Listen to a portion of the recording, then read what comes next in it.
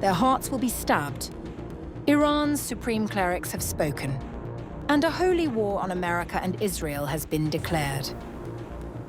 Fatwas issued, missiles launched. 27 US bases across the Middle East targeted. The Islamic Republic has lost its supreme leader, and now it wants blood. Jihad has been declared, and the Muslim world is listening.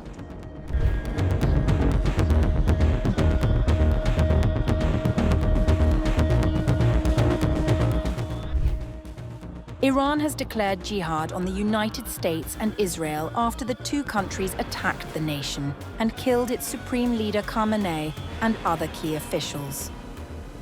Two of Iran's most senior Shiite clerics have called on Muslims worldwide to avenge the killings and the destruction brought by the Western forces. Grand Ayatollah Naser Makarem Shirazi, one of Iran's most senior clerics, and a Marja who helped draft the Islamic Republic's constitution, had issued a ruling of jihad against the United States and Israel via Tasnim, Iran's semi-official news agency, declaring that avenging Khamenei's killing was a religious duty for Muslims worldwide. The fatwas carry weight. They essentially legitimize any sort of attacks on America and Israel in the view of the majority of Shiite Muslims. The threats echoed in the political circles of Tehran, too. Ali Larijani, Secretary of Iran's Supreme National Security Council, left little room for ambiguity. Speaking on state television on March the 1st, he warned Washington directly that the strikes had crossed a line that would not go unanswered. Americans should know that by stabbing the hearts of the Iranian nation, their hearts will be stabbed. And therefore, the behavior of our armed forces today will be much stronger than the day before. Larijani also addressed the countries in the region whose bases the US had used to conduct the strikes, warning that Iran had no intention of attacking them, but that any territory used against Tehran would be treated as American territory and destroyed accordingly. We had already said this to the countries in the region, and we had also told them that we have no intention of attacking you. But when your country's bases are used against us, and America is operating against us, we will destroy all its bases and facilities in the region. These bases are not their territory, they are American territory. Meanwhile, Iran's president left even less room for interpretation either. In a statement carried by state television on March the 1st, Masoud Pezeshkian called Khamenei's killing an open declaration of war against Muslims worldwide, and said the Islamic Republic considered revenge not merely a right, but an obligation. No fate other than martyrdom on the battlefield against the enemies of Islam was worthy of the name and stature of Grand Ayatollah Ali Khamenei.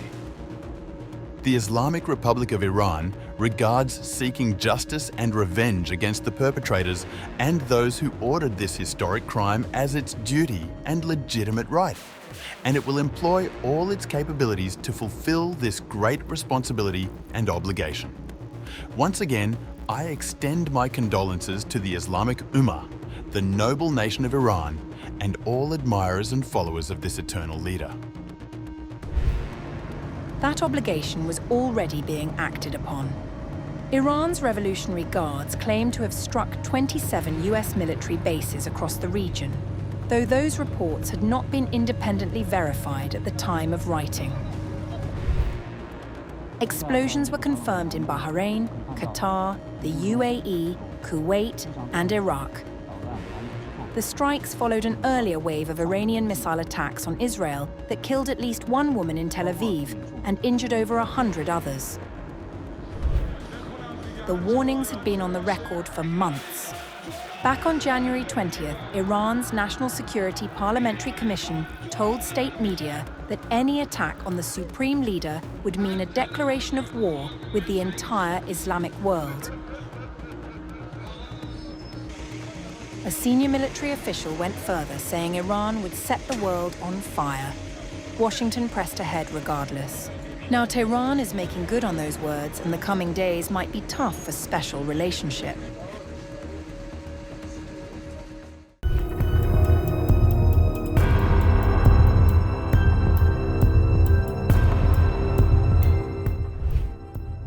Iran has a new face at the top, at least for now.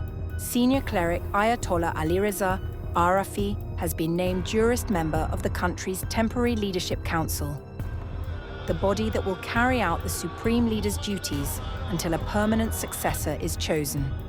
The council exists because the man who ran Iran for 37 years is dead. Ali Khamenei was killed at his office on February 28th during the joint US-Israeli strikes on Tehran.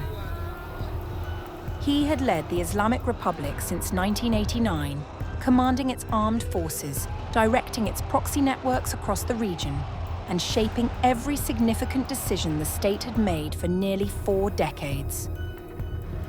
Whatever comes next for Iran would have to be built without him. Into that vacuum steps Arafi, a cleric whose entire career was built on Khamenei's patronage. Born in 1959 in Maybod, a small city in Yazd province, he arrived in Qom at the age of 11 to begin his seminary education. By his early 30s, Khamenei had already begun rewarding that loyalty, appointing him Friday prayer leader of his hometown at 33. He later headed Al-Mustafa International University, Khamenei's flagship institution for exporting Shia ideology abroad, and went on to lead Iran's entire national seminary system. He sits on both the Guardian Council and the Assembly of Experts. His vision for those seminaries was never simply religious. He has said publicly that they must be, in his words, political, revolutionary, and international. 3 words that tell you most of what you need to know about the worldview of the man now helping to steer Iran through the most dangerous moment in its modern history. The seminaries need to be political, revolutionary, and international. Arafi sits on the council alongside President Masoud Pezeshkian and Chief Justice Gholam Hossein Mohseni Ejei. But this arrangement is temporary by design. The real decision rests with the 88-member Assembly of Experts, the clerical body constitutionally empowered to select Iran's next permanent supreme leader. A process that has only happened once before in the Republic's history. Back in '89, when Khamenei replaced his patron and father-in-law. Among the names being discussed are Ayatollah Mohsen Araki, a long-serving assembly member with deep conservative credentials, and Ayatollah Hashem Hosseini Bushehri, first deputy chairman of the assembly and a figure said to have been personally close to Khamenei. No date has been set. No process has been made public.